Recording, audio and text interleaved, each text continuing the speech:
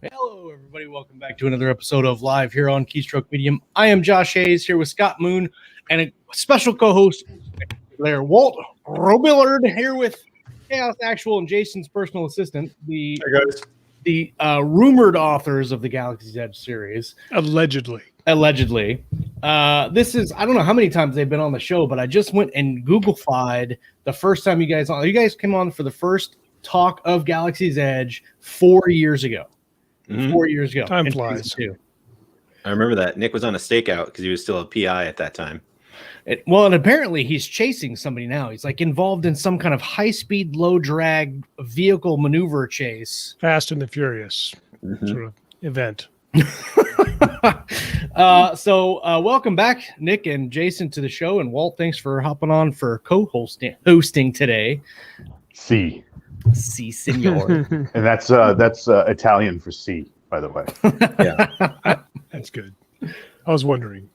Let's see. Everybody in the live chat, welcome. And this is a special edition of Keystroke, because usually it's yesterday in the morning and it's today in the afternoon. So we don't usually do a Tuesday. So we're kind of out of sorts, and I apologize for that. Shadow the Illustrator apparently has the first comment of the day on YouTube. So she gets the Keystroke Medium golf clap of appreciation. Thank you, Shadow. Barda today is in the house. Richard Fox is here for the memes, apparently.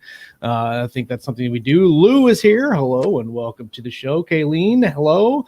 The Butcher. Lao Pack could easily take Tyrus Rex. Change my mind, he says. Getting into dangers too. That's right.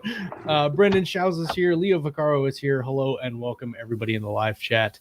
We're gonna kick it off straight away. Oh, Sparky is here. Hola, us. I think that's what it says.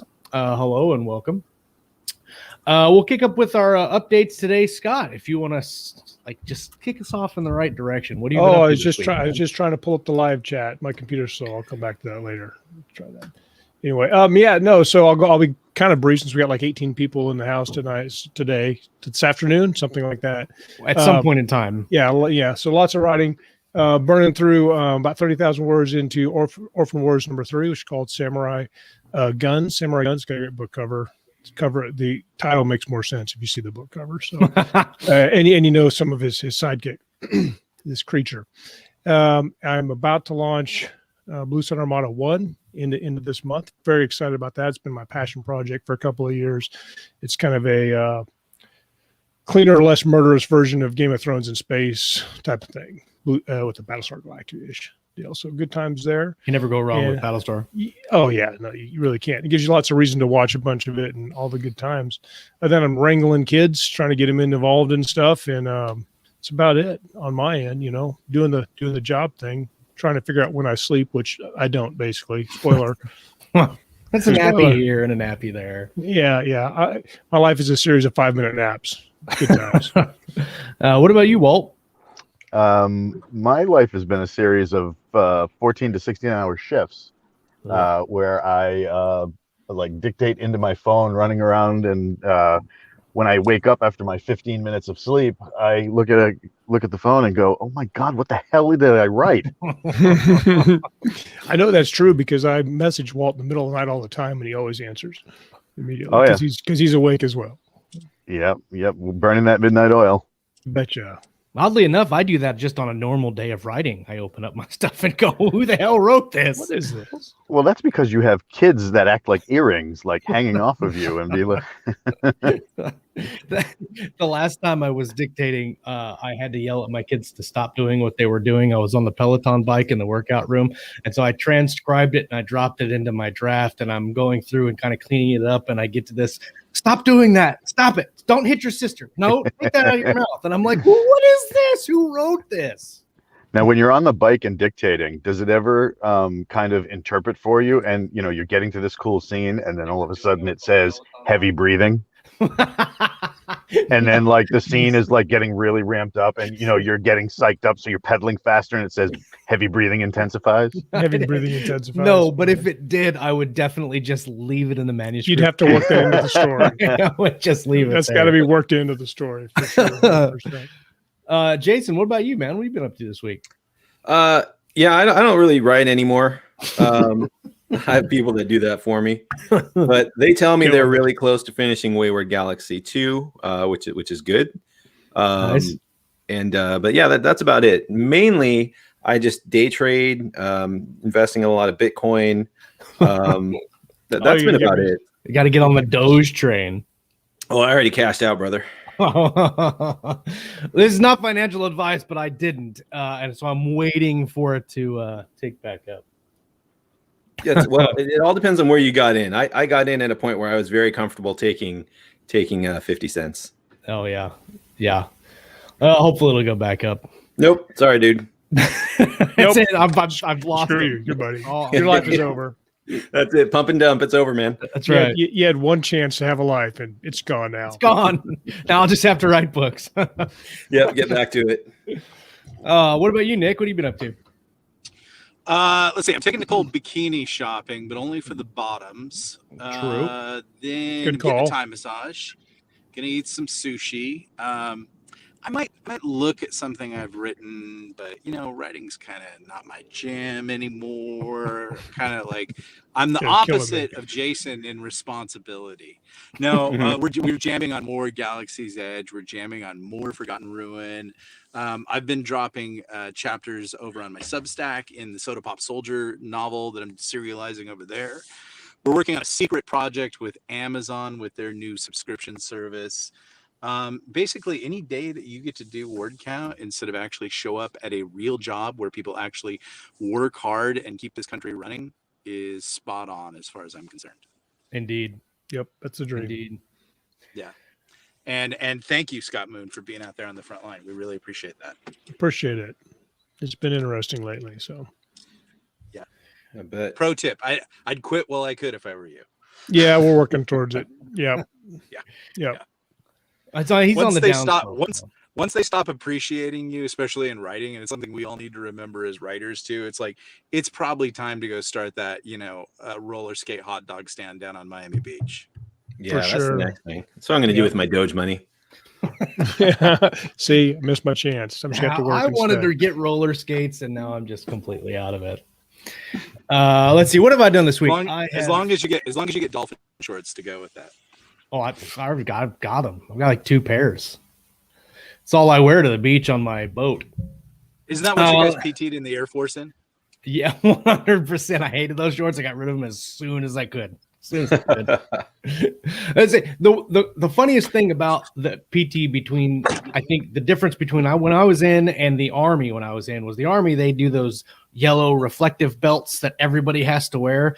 Well, the Air Force just built it into the PT uniform. And so you just put on your shorts and you had the reflective vest on your shorts. Well, $200 shorts though. Yeah, they're probably also air conditioned shorts as well. They're very drafty. Let's see. I have finished 10 chapters in my new Savage Star, Not Savage Star, which I stole the not hashtag from you guys. And how many chapters am I in Gods of Fire? It's a Wargate novel. I think I'm 7 chapters in, but I've got the whole thing plotted. I'm going back and forth on that, so that's fun. And Wargate is hot. Wargate is hot. Forgotten Ruins just flying off the shelves, man. You guys are killing it over there. It is. Yeah, that was a gamble that paid off too. That was another Dogecoin. True. And look, I mean, I don't know that there's anything that you guys have put out in the last 4 years that hasn't just flown off the shelf. You guys seem to be able to call it really well, and you're phenomenal writers, and the fan base you guys have is crazy. I jumped on the Discord the other day and couldn't believe you guys almost had like 1,000 people on your Discord, and that's crazy. It's awesome. Those guys are so awesome too. Yeah. Well, it's what's that thing where you have the 1,000 true fans, and then you that's your point. That's where you're golden at, and you guys have that in spades, and I think that's super cool. Plus, they all like to say Dogecoin. because Doge Yeah. sounds cool. Right. They're all really Jason's fans. They start out as like part mine, but then they actually get exposed to me like on social media. They're like, "You're a monster," and I'm like, "Good luck," And then so Welcome to my you know, nightmare. It's cool. Yeah, it's cool. Like abused children, they've been able to like just basically go to a happy place where I don't exist. But I like that. And well, it makes me respect the ones that actually do stay in my feed. You know, not more, but like I'm like, okay, you guys are deviants like me. That's cool. But yeah, you feed on the same energy that I feed on. Exactly. We've got a little cult going. I don't know if I'm a member or a leader though. Well, it's like the hair club for men. You're the president, but you're also a participant. 100%. Yeah.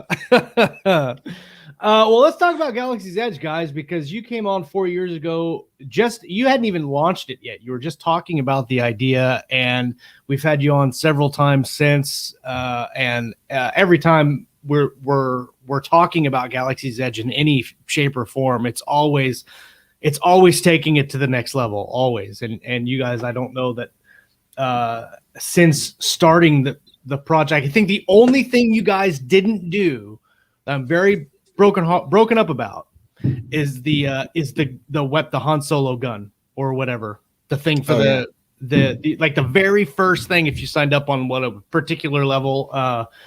I can't remember what it was called, but there was like a gun that you guys were going to have made, and I was really looking forward to that. Now I sit in a corner and cry every day because you guys didn't deliver on that gun. So, well, I actually have those in a box still. I just haven't.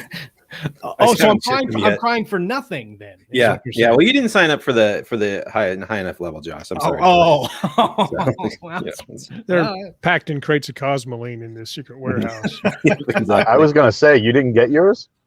Yeah. Well, problem is that they work, and there's liability issues. You need to sign the waiver. That's for real. So let's see. Your Galaxy's Edge season 2 just launched last week, and it's technically book 11. Book 12 is on book pre-order. Mm-hmm. And tell us about Legacies. Tell us about season 2. There's tons of people going in and reading. I've seen a whole bunch of reviews already populate on it. But what's your plans with this? Because you're not starting a new series. You're just letting it go in the original Amazon thread. So tell us about it. Right. Yeah. I think our plan with doing a season was we wanted to have one complete story arc where you could read the last book and comfortably walk away and feel like, all right, I got just about everything I need. Yeah, not every single thing is resolved, but we have, about 50,000 characters at last count running around through Galaxy's Edge. So you're not going to get closure on all of them. Right.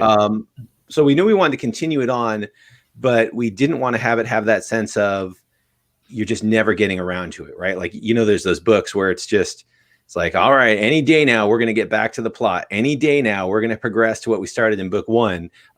We're not big fans of that. So we wanted to have a complete story arc for season 1, and we did that, ending it at Retribution. And then we did our bridge book and Takeover. And so season 2 is just that. Like, you could never know what happens in season 2, and your life won't be that bad. I mean, it'll be pretty bad, but it won't be that bad.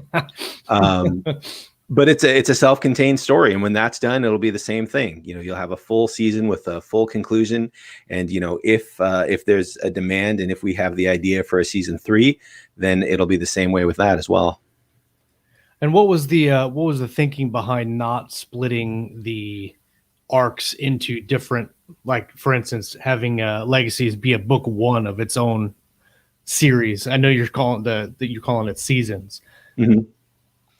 I think it's just ease of use for the audience. Okay. If the audience is already plugged in to Galaxy's Edge, they're going to get the notifications that the series is continuing.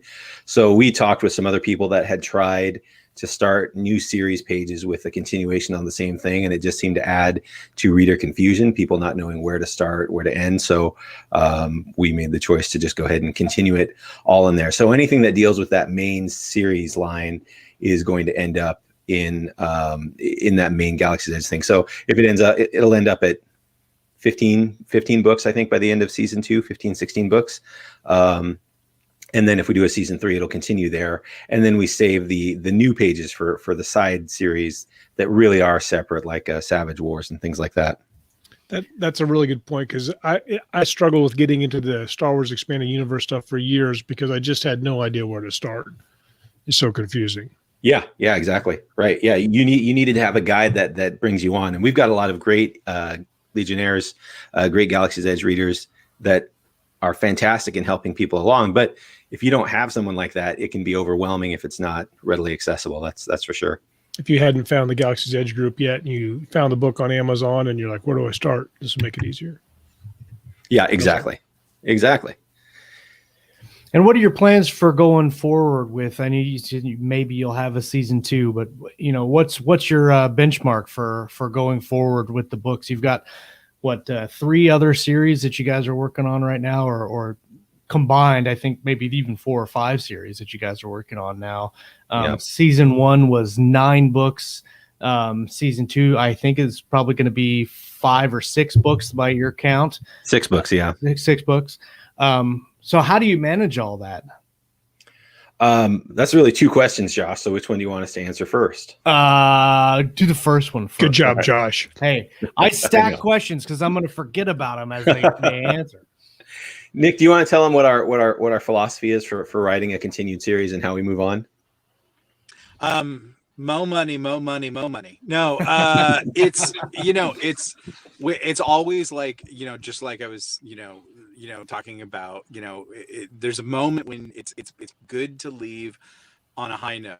And I think that's the thing that we're always hovering over is like, because we never want to get to the cash grab. We never want to do the low word count novel that's $7.99. And that's one thing we never want to do. The other thing we never want to do is not have some reason to entertain people or to have written yourself into like a series of high, now we've got to blow up the double hull Death Star. You don't want to do that. So you got to have Star Killer base now. Yeah. It's just, like it's ridiculousness, but the story is still there because like the cool thing about Galaxy's Edge is it really is better than Star Wars, which is the new hashtag, better than Star Wars. But it's really about the characters that are set in a Star Wars style science fiction null universe, you could say, science fiction. And as long as those people have living, breathing stories that are fun to tell, and there's still a big, thing to resolve. But like once the GE series end, and we definitely know that there is an end, we also know that we want to continue to like do sub-series, sub-micro series in the series, and keep the world a living, breathing IP. So we're in it for the IP, the long haul. And the ultimate goal is that Jason and I don't do anything anymore and just manage it. But we've created a stable of writers that's down the road, like that's not today, but Jason is a big, I don't know if you call it the right word, like disciple or Padawan or whatever, but Walt Disney was always his kind of business model guy. Jason can explain that more. I won't dive in on that, but we kind of see that as a model of what we want to do. And Jason and I have realistic conversations about doing some kind of like location that's centered on Galaxy's Edge and doing it meaningfully, not stupid, and not doing it as a carnival out in a dirt lot, but something that would be really cool that would make people want to come and participate IRL. So we're working on, we have a lot of huge and ambitious plans, because those are the kind of plans that you should have, huge and ambitious. Absolutely. Jason, you look like you were going to hop on there. No, I was just saying, I mean, with Walt Disney, my dream is to one day testify against communists before the House and the Senate. And so if I can achieve that dream, I'll be a happy guy. I think you're going to get your chance. Yeah, should be plenty of targets of opportunity at that point. Well, I mean, you mentioned having a stable of authors or people writing in your universe. You've not you, Josh. You're done. Yeah, I'm done. You have a wide range of interesting authors that have come from different areas to write in the universe. And what I think is interesting is the fans love all of them, regardless of who's writing the stories and what the story is about. Your fan base just gobbles up everything Galaxy's Edge, and that's amazing.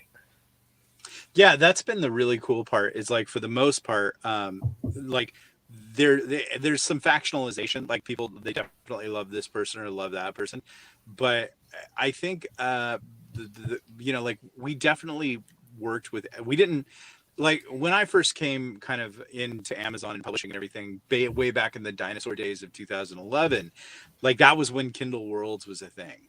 And Right. Kindle Worlds was just nothing but this shameless cash grab in which your super fans could write in your universe and develop as writers and get some money.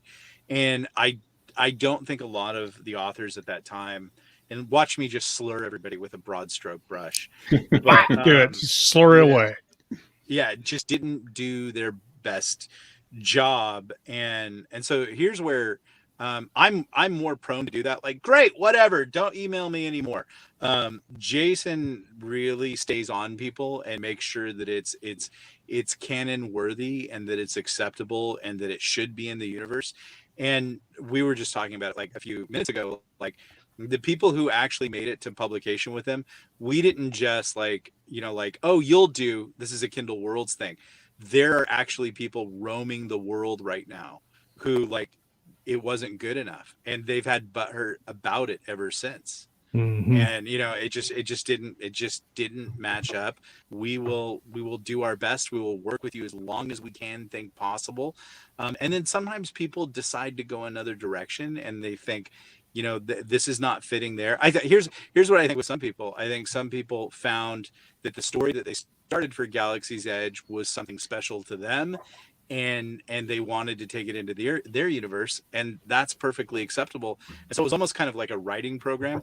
But there were a couple of people, and there's no one here on this podcast or anything like that that just were early promoters, and they repurposed one of their stories and turned it into us, and we were like, nope, it's just not going to work. And the fun part of that is the people that we did publish ended up being really well received. It was very seamless.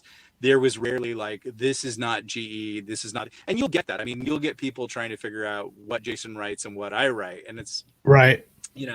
We tried to just keep it where it is, because you don't want that factionalization. Because what about all the Nick Cole fans? I die of a heart attack, and then they walk away from this. And we don't want that. We want everybody to stay in Galaxy's Edge as a living, breathing IP. And like I was saying, like, at the end of the day, I think both Jason and I do see a point where we step away and manage the storytelling, but we don't do word count anymore. And in a perfect world, that's seamless. And in a super perfect world, we develop the next superstar. Maybe we're not, well, maybe we develop the Jeffrey Katzenberg, who comes in and takes Disney to the next level. Right. I think both Jason and I could say, like, that would be a goal, to make someone that eclipses us. Oh yeah. And your guys' quality control with all of your projects are kind of legendary. It's multi-tiered. You're all involved. It's a big deal. It's not one of those just correct my typos and publish it under your name. You're not one of them. So, and I think your fans can tell. Yeah, anything that's awful that's ever said to anybody is usually my fault, because I sold myself short. I will, but like, generally I will go in and just say, this is not working. And I've hurt people's feelings, but Jason's the person who will do it in a more diplomatic manner, but also Jason's the person who will get it where it needs to be. And I don't always do that. I'll just walk away. It's much more like a traditional publish type thing, where you're at a more, it's hard to say it that way, but let's be honest, early 2011, 2012, you could be pretty successful with kind of anything you pulled out of your high school MFA thesis and threw it up there. But now the standards are really high, and you have to really bring your best work. And that usually means multiple people working together, taking feedback and all that stuff. Yeah, I mean, there are micro publishers out there like Dakota Crowder, J.N. Chaney, who are just banging this out on all cylinders. And we're looking at them and saying, we need to improve our model and their strengths and things like that. But there's definitely a growing trend of the micro publisher, and they're doing trade pub the way that trade pub should be done, and they're actually doing it like trade pub, except instead of sort of having this sort of commie committee of like left-wing social justice editors and bookmakers and everything like that, the micro publisher usually has one or two voices at the top, and so things are actually getting done in a meaningful and coherent manner. So I think I think the next evolution is the micro publisher, and I think that'll be like about a 2 to 5 year window, and then you will see those people most likely sell for big bucks to major publishing concerns. Yeah, they're like Bitcoin at $10 right now. It's like every business. Every business is the end goal for most businesses is to develop it to a point where you can sell it, and then build another business and then sell that one. That's what most business people do. Yeah. Well, and I think where you guys kind of have a leg up against the competition is you're in touch with not only your reader base but also the writers that are providing you material, and it's not just somebody submitting to a slush fund or like you said, just repurposing their stuff. You know what your readers expect, and that's where the money is. And so you're not looking to reinvent the wheel, but at the same time you're working with the authors too. And I think that says a lot about you guys. Yeah, usually they're Galaxy's Edge readers of some sort, and then we develop their aspects, and like we have one person now that's publishing with Bain, but they're a Galaxy's Edge reader and they're coming in. So that's exciting. But no, we smell out the guy who's like, I just read your last book and I think I have a great pitch for you. Yeah. You know, and that's the guy who's read, you know, they're just combing and, you know, and He read the look inside is what he means. Yeah. Yeah. And it's just really like, you know, you don't get the culture and GE is a very specific culture. It is a very specific culture. It's a big tent, but there's an overwhelming voice culture in there. And so if you get it wrong with that culture, they're going to eat you alive. Yeah. It would be worse for your career to have us do something that the culture didn't like. They would get a little vicious, I think. Yeah, well, they are, you know, it means a lot to them. That's why they're there, because they love it. Yep. And stuff like that. We were talking about earlier, speaking of hiccups and stuff. There's mention that one of the reasons for your break is so RC Bray can do some more narrating. Delay between books allow RC Bray time to record. Now he is the most in-demand narrator in the genre. Can we talk about that, or I mean, or is there news on that with Bray, because he's got crazy fans too? Yeah, he has absolutely, he has a crazy fan base. I think it came up because someone asked in the chat why they had to wait so long for Dark Victory, and the big reason is because the launch strategy for these books has been a simultaneous release. So you'll get them on a quarterly basis, but partly, I that's not so much to build anticipation. I think Nick and I like to release stuff to readers as quickly as possible, but logistic wise, you know, the cat just his time is completely owned by Podium, just about, I would say. And so they've got a lot of different titles he's working on. Obviously, he's working on some of Craig's stuff. He's got a book coming out with Richard Fox before long. So he's busy. And that's the biggest thing. So you're going to see a Galaxy's Edge season 2 book every quarter, I think August and then November, and then it'll end right around sometime in 2022 will be the last book of that season. But yeah, he's just incredibly busy, and you know, he's had to step away more than once just because he's taken on so much that it's affected his health negatively. But that's it. If you're waiting, you know, if you like RC Bray and you're like, why isn't this out? I mean, there's your answer. I mean, the guy is just working nonstop, and you're just going to have to wait if you want to hear him narrate. Bart of Today asks, how do you stay in touch with your reader base? I like U.S. mail, so I like when people send me letters. Snail mail. Yep. I like Maybe show up at your house.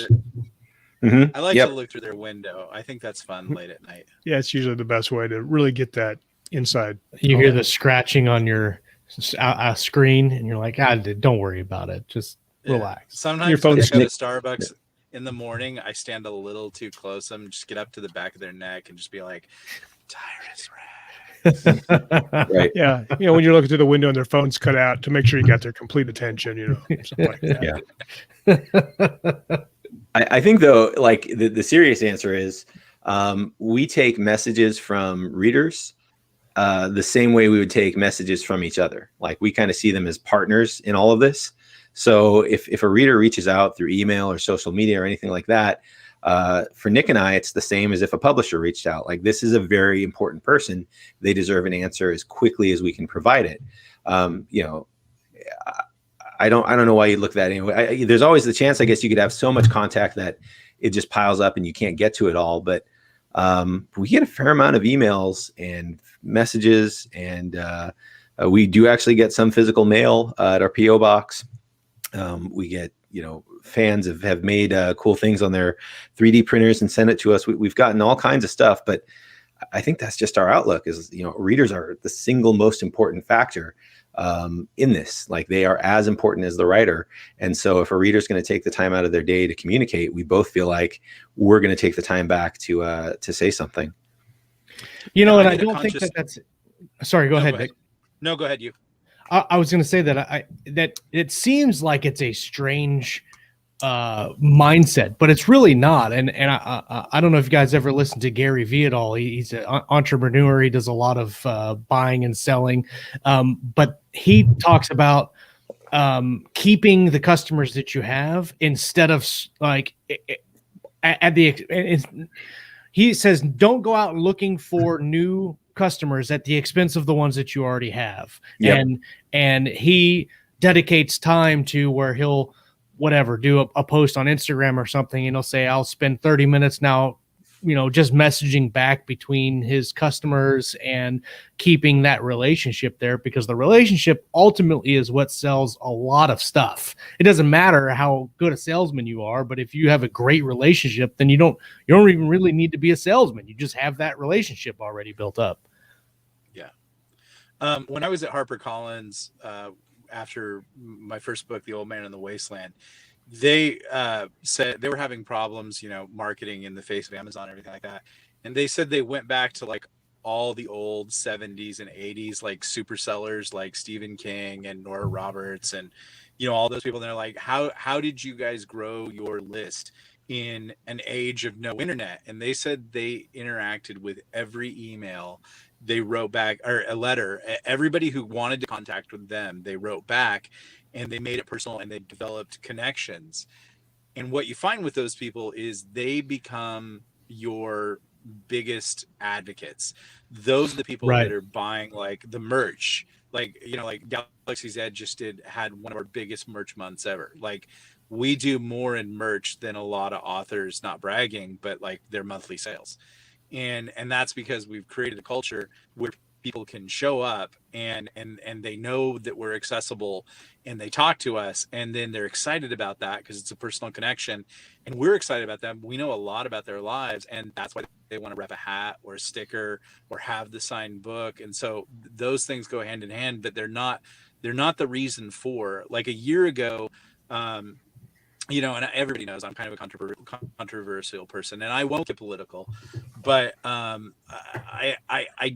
don't do well in the writing community because a lot of writers have just different strong feelings that I have, and I totally applaud that. That's great. But I made a conscious decision a year ago to step away from because I looked at my social media feed and I had more writers than I had readers in it. And there was a lot of contention there. And I'm like, but writers don't buy my books, readers do. Right. And That's so true. I began to craft my social media specific for readers. I got, if you're a writer friend of mine, it's not because I don't like you. I probably unfriended you. I kept, like, everybody in this conversation that I can think of, I generally, they're my friend on Facebook because I know them, because I've driven around with the body in the trunk with Scott and Jason and Josh. Still in there. Josh Hayes. Still in there. Tried to kill me. Yeah, that was great. It was so close. And I know Richard Fox, and we've told naughty stories at Emerald's restaurant, and like I know those people. But like, if you friend me now and you're like, I'm hearing you on this podcast and I want to learn from you, I'm probably not going to accept your friend request, and that's for the best. I am a terrible person. I have very strong politics. But what I did at that point is I began to hook up with readers, like in real life, not hook up. in the 90s. Oh yeah. Take that extra mile. That's the extra mile. That's whatever, right. Whatever you guys want. It's a lot of work to sell one book. I'm kidding. But like if I'm in a city that they're in, I'll go out of my way to like, hey, I'm gonna be here. Let's get together. Like, because I live in a metropolis, a lot of people, like some truck drivers, will come through town, and I'll go have coffee with them. And I made a conscious decision to start getting into readers' lives, to get to know them, and I think that's where, you know, I don't want to tell everybody how to be a writer, but maybe that's something that all of us need to look at, is to get away. And, you know, here I am on a show that's about a culture for writers, and I totally understand that. And there is a time and a place for that. But I think in the writing community, when we first start out and we're new, this is safe. But none of the people on this podcast are buying anybody's books generally and meaningfully. Where you want to do is you want to be creating those channels within the people who are actually reading your books. And sometimes that's hard to do, you know, to find that channel, but you can do it almost man to man every day.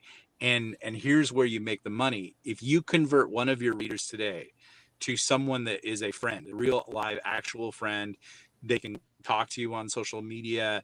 Maybe you get together for coffee with them. I guarantee you that person's that's the person in GE. And we get this a lot. Jason can tell you, like, I bought your book for everybody in my squad because I wanted them to read it. Well, that's 12 sales right there. Right. You know, and Yeah. we're all buying your shirts for PT and stuff like that. And it's like, what value do you get out of writers as opposed to readers? It starts slow, but 4 years of it now, it's definitely paying the dividends. Like, I mean, like, it's doing great. Well, I mean, you say the show's for writers, but and you're right, it is. But this is good information for writers to digest. Yeah. And you look at GE, look at Jay and Cheney and Variant Publications. They both have large fan bases that they connect with on a regular basis and have grown that fan base. And it's, you know, newsletter is a thing, right? Like, people use newsletters, and I get that. But the engagement, the contact that you guys have developed in your community and in Variant Publications or whatever, look at the books that sell. Like, you go and just look at how they sell compared to other authors that don't have that. Like, You just, as writers and stuff, you need to understand what you're doing. Like, here, we're talking with our tribe, we're networking with other writers, it's a support group of writers. But where people get disappointed is, like, I have 5,000 people on my Facebook and none of them are buying my books because they're all writers. So right. it's two different things. You need to be intentional about what you're doing. Yeah. You know, what am I doing right now today? What's my goal? Yeah, it was a writer that got me on Facebook. He's like, hey, everybody wants to know you. You should get on Facebook. And I did. And I had a ton of writer friends. And I was like, but I know we've got readers. I just never meet them or whatever. And so once I, you know, decided to shift towards that, and you've got, you know, maybe I would say to other people, make another social media account. I don't know that always, like, pro accounts work or whatever, but, like, find some way. And that's kind of what I'm doing on Substack right now. I'm getting the readers over there, and I'm not talking to writers, and I don't. And sometimes I'll still put an article up there about how to be a better writer, because I want everybody, and this is a sincere statement. Take off my glasses. I want everybody to do as well as Jason and I, because if you do well in this culture, we will all sell more books. There are so many more books to be sold. Movies are tanking. Podcasting is taking over. Audio is going to be our wheelhouse. Like, and especially, okay, I think we're facing some kind of inflation, economic downturn. Well, this happened to me when I first started with the Obama years early on. Like, book sales in KDP were huge because people didn't have money after the downturn. And I think we're going to have that again. And that's where we writers, people are, you know, the gas crisis, people are not going to be traveling this summer, but they are going to take a vacation with your book. And I want everybody to do as well as Jason and I. And the way to do that is to up the culture, you know, like we did at Archer's Rest and things like that. Anytime, like, and I'll still write articles because I want people to sell books better and be more pro. I don't want anybody to fail. Anytime someone has bad behavior or gets dinged, like, or, you know, oh, so-and-so is getting all 1-star reviews, that's hurting all of our bottom lines because it's so easy to slur indies and like big commercial corporate, culture. That's the first thing they do. Oh, indie publishing should be banned because of these things or anything like that. I'm like, no, like, but they're legitimate criticisms sometimes. And so both Jason and I can tell you from the bottom of our hearts, we want there's so much more room to grow here, and we want everybody to do as well as we are doing. It's amazing to me sunglasses on and go back to lying. Yeah, put your sunglasses on, be comfortable. It's amazing, like we've been doing this show for 6 seasons now. We've been since 2012, 2011, Scott and I have been really kind of big into indie and writing and business, and you guys are the same. And it's amazing to me every day on Facebook, I see somebody post, this is what I'm going to do. And I'm like, don't do that. That's a bad idea. Don't do that. Don't make your own book cover. Don't do all of the stuff you're talking about. Don't do that. And don't go into a writer's group and try to sell your book to everybody. That's right. If the single worst thing people do is they go and pimp their book in all these writers groups. I'm like, that's the absolute worst place to pimp your book. Yeah. A lot of writers are reactive, like, because they've done this beautiful thing, create a book, and it's important to them, and every word in it is spun gold, and they need some sugar, just like, like people who have health problems, like when you're feeling low and down, like, wouldn't a giant 44-ounce Mountain Dew make you feel better? No, actually the Mountain Dew is crap poison, and it's going to make you feel horrible. Might make you feel good for a few seconds, but what you really need to do is you need to work out, and you need to get your cardio up, and you need to get fit. That's Scott Moon's thing. But they're get your cardio. Get your cardio up. But what you take away from that as a writer is what you need to do is you need to be intentional. You need to have a plan, and you need to be patient. Like, and the big thing that Jason and I will always advocate is, like, social media will kill your book sales if not done absolutely correctly and intentionally. But the first thing everybody does when they write a book is, jump on there and say, hey, everybody, buy my book. And your mom's like, I love you. Spoiler, your mom loves you no matter what. She buys your book. She buys gardening books. And you just tanked your Space Marine vampire book right there. Right. Because it confuses Amazon, I guess, is the theory we're all working on, correct? That So Amazon gets confused. You just got to be intentional about it and not reactive. And they're like, we all know it. There's lonely days as writers where there's no love and no one tells you how great you are. No one tells you how your book motivated. Like, that happens for Jason and I.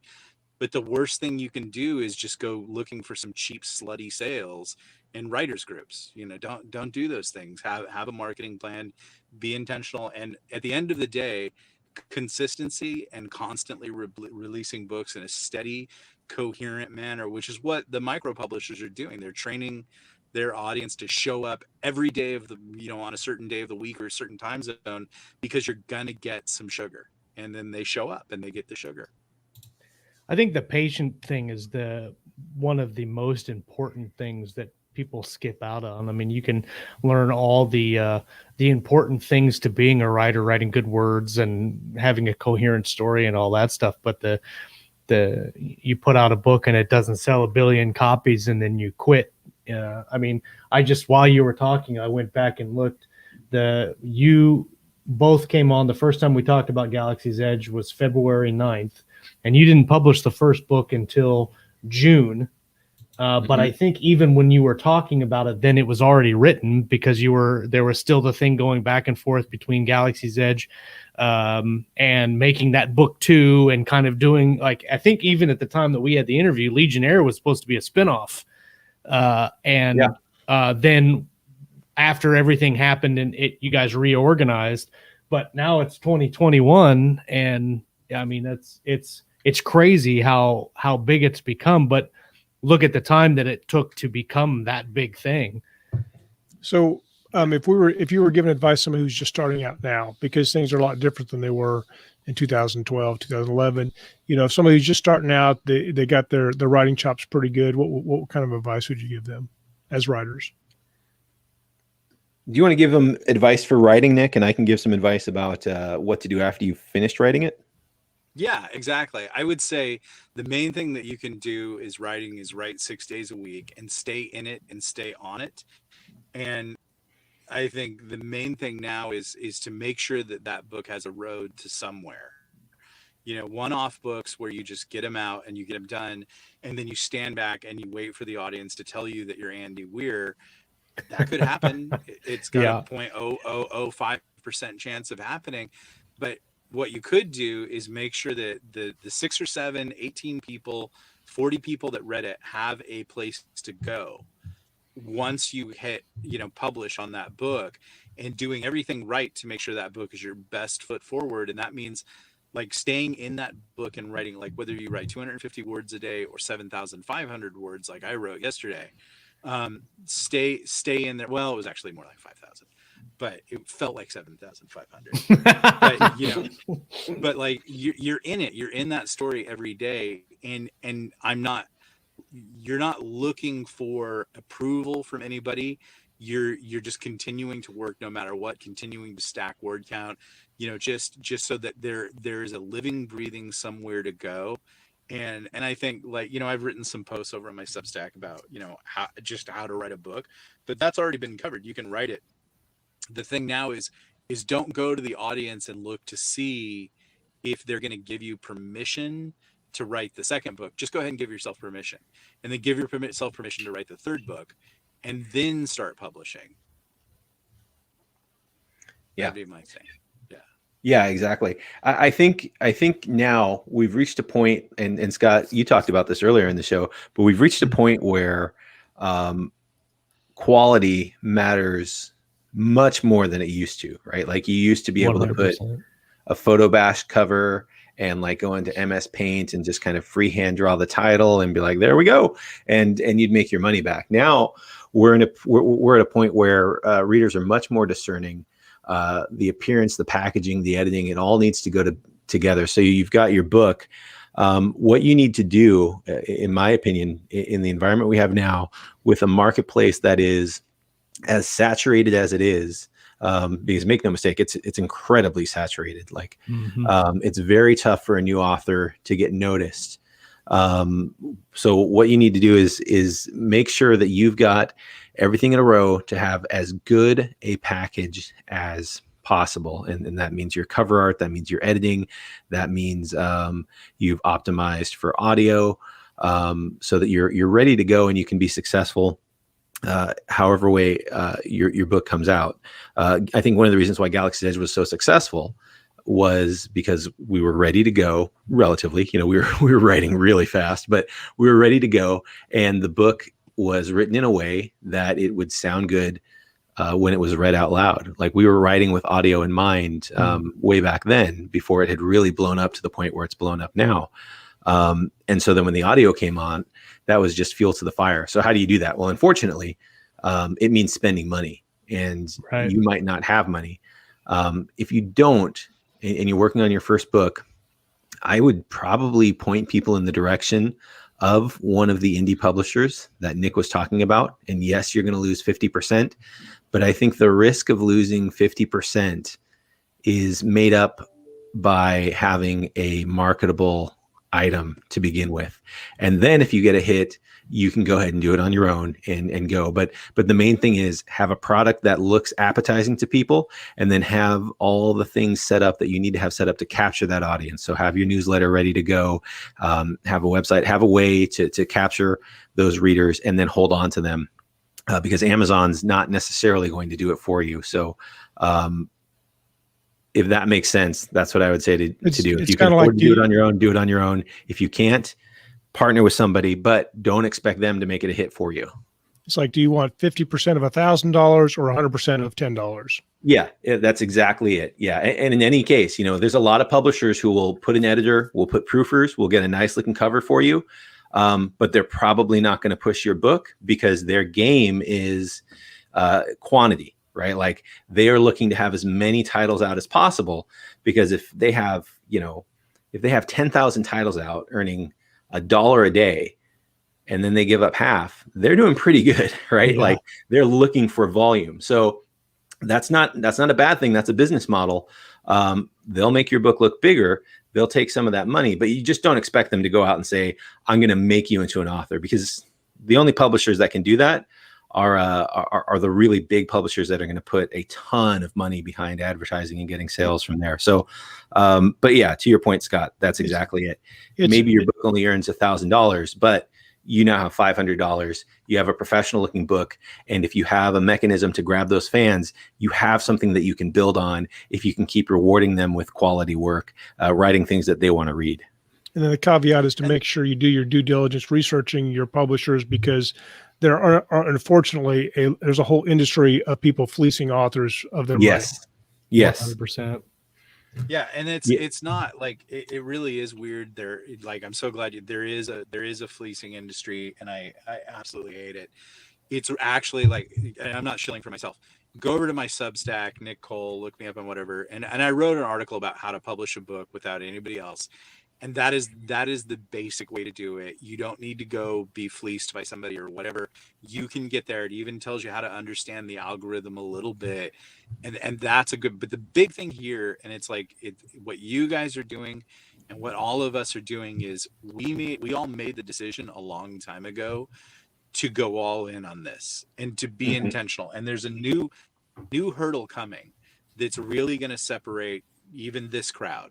And that hurdle is audio, and those who can finance their own audio, which is where the real money is, which is what Jason and I are doing now. We are financing our own audio, and that is an absolute game changer, but that's a big cash outlay.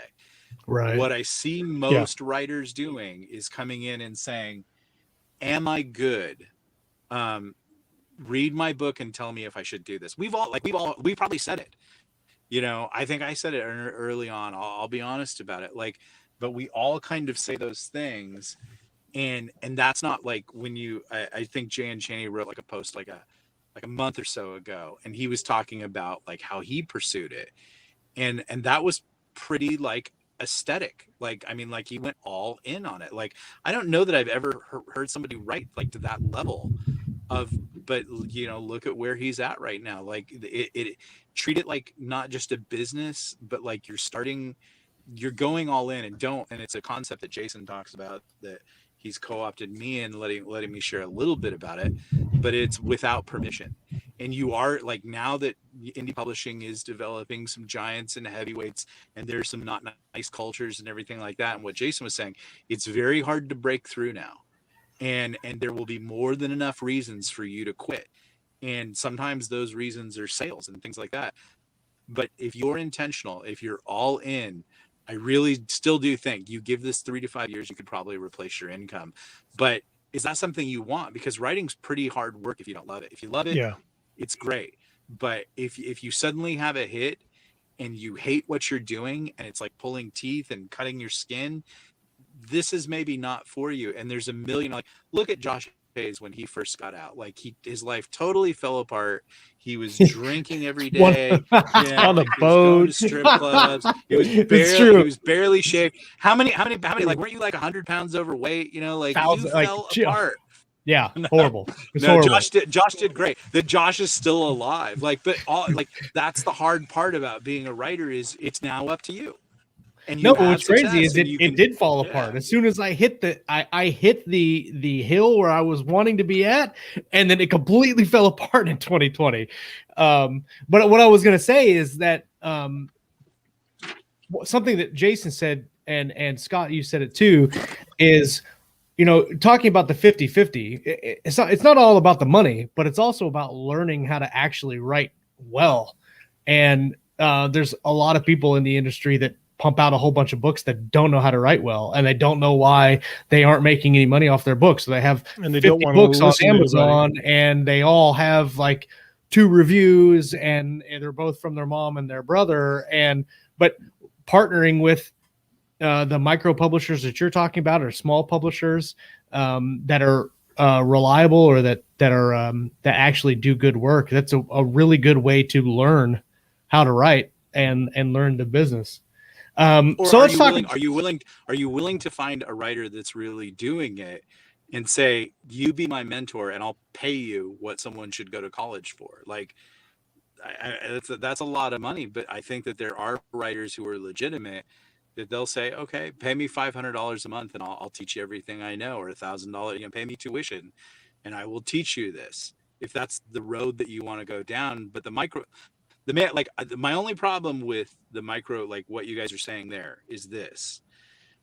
And I fell for it when I went to HarperCollins, because like when I published The Old Man in the Wasteland back in 2011, I was getting 15,000 sales a month. And then HarperCollins came in and they said, okay, we're going to publish you now. And I said, great, I don't have to do anything. Someone else is in charge now. Right. And my career just tanked, because at the end of the day, it's always you. And like the problems that Jason and I have had with people that have approached us, and then they don't have sales, they're like, why isn't it working for me? You said it would work. And it's like, you're expecting someone else to do all the work. At the end of the day, whoever publishes your book, it's your book.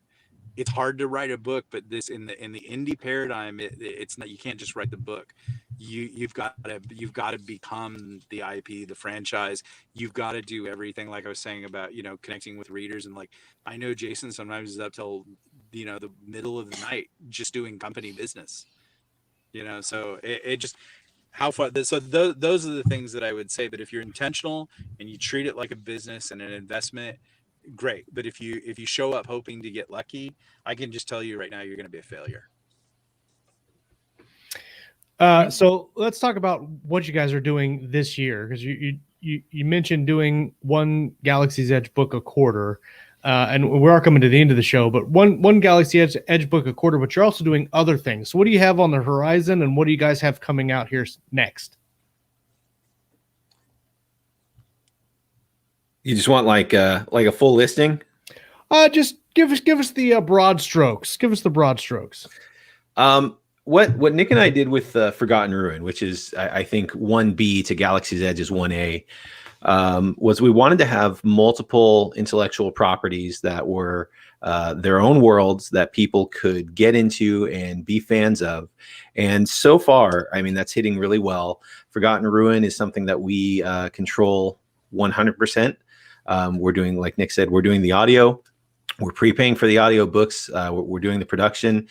We used the money that we made in Galaxy's Edge to reinvest in our publishing company, and now Forgotten Ruin is making money. And so our goal is to do more of that if possible. As we have time, we'll do sort of strategic things. Nick had a Strange Company, and so he's working on that. But that's a thing where it's like he wrote a great book 1, but didn't have the time to write 2 and 3, right? And so we're just trying to make it work. I did, Jeff Chaney and I did Wayward Galaxy, and that was another one. Great book 1, but we had to wait a while to do book 2. So what we're doing is we're kind of augmenting our main Thoroughbred series with just fun side projects when we can fit them in. But our main goal is just to continue doing Galaxy's Edge and Forgotten Ruin for as long as people want to read them. And that's just the writing perspective. There's the secondary aspect of merchandising and marketing, and keeping all that going. We're really approaching a point where we've got to seriously look at renting a warehouse just to keep up with books. We're doing our own print runs, selling signed copies direct. We're really trying to ramp ourselves up and see just how much we can do on a pure indie level. And it's rewarding financially. It's rewarding in the sense of looking at what you're doing and saying, man, we're doing what major publishers do, but it's a ton of work. Sure. 100%. Well, it looks like Violence of Action Forgotten Ruin 3 is coming out on the 1st of June. We drop a Forgotten Ruin audiobook and a Forgotten Ruin ebook every 2 months. We just stay on that schedule because we're getting that series to orbit. So we're probably until the end of the year that pattern's going to continue. Then we'll maybe be able to back off and just kind of go back to once a quarter. But when you're initially launching a series, like every 2 months is probably the way to go. Right on. Walt's been lurking for the majority of the episode. Hi, Walt. Are you there? Hi. Yeah, absolutely. I didn't want you guys to hear me like rummaging through a coffee shop or like falling into trash, stuff like that. But these guys are doing fantastic work, and not just in what they're writing and the fan service that they're creating. But one of the things that a lot of authors don't really invest in right away that these guys have is a community that might need help. And very early on, they've adopted into something like Mission 22 and the veteran community and stuff like that. They've been big supporters of, if you you see these guys on Facebook who are like, hey, I know this might not be the place for this, but I'm having a hard time. And both Jason and Nick jump on that like white on rice. It's crazy, and it's so nice to see, like Nick was talking about earlier, some authors who are so invested in their fans that it's like, when I didn't have the mantle of the fourth craziest Galaxy's Edge fan, just because I refused to go through Jason's trash and like piece together all the stuff from the shredder. That's why you're four, not number three. Where's the commitment, man? Come on. But like they really do put their money where their mouth is. And like, when I was like, hey, this is a great thing and I'm having a hard time. And I just want to tell you, this book really did a lot for me. And the reaction I got back from both these gentlemen was spectacular. So that's another thing I think that if you're looking at authors as examples of if you're going to be a writer and what to do, these gentlemen are fantastic because of not just of what they write, because their stuff is very good. We can all agree their stuff is very good, but also the time they put into their fans, especially those that might be having a hard time. And that investment isn't just paying back in dividends for them, in Dogecoin. Doge, you said Doge. It pays back in other ways too. I mean, that karma comes around all the time. So I think that's another avenue where these gentlemen are a fantastic example. Thanks, Walt. We will get that check to you shortly. Thank you. Yep. Either that or Bitcoin or Dogecoin. Yeah, we can do that. What's your I'm trying not to sell my my custom Legionnaire Legos that we just got, because I cannot believe some of the stuff that some of the fans make. The 3D printing, but the Lego, the setups that look like the book covers are just phenomenal. I think that's some of the coolest stuff that comes across the Insiders group. Got some super talented fans. Yeah, super talented fans. The tattoos were initially like. Tattoos are tight. Yeah. No, and whenever possible. The tattoos were. Dang it, Nick. I must have lagged. Whenever possible, when we find that kind of talent in our fan base, we try to work with them. Like a lot of our suppliers for merchandise, patches, hats, obviously the Legos, the custom minifigs, those are all fans first and foremost who revealed that they had a talent, and we said, well, hey, you've got a talent. We've got wargaming miniatures that are going to be coming out pretty soon. Those are all readers. Like, we try to keep it a very tight community, and whenever we can, if we see someone that's got an ability, we've got someone that's machining lowers, and we feel like KTF lowers would be awesome. Hell yeah. Whatever we can do, we love to do. We love to kind of just build on this community and get more and more and more success all the way around. And I just want to mention that being the number 4 fan of Galaxy's Edge, you really have to work hard to get above me, because not only do I have Tyrus Rex's lever gun from back when he was in the before times, I have his dog. Yeah. So yeah, it's tough. It's hard to get past a dog. Hell yeah. But yeah. Not only that, but it was a funny thing to get an email from Jason that said, we have a guy who makes knives. Can you develop this? I was like, yes. Christmas early? Yes. Mm-hmm. Yes, I can.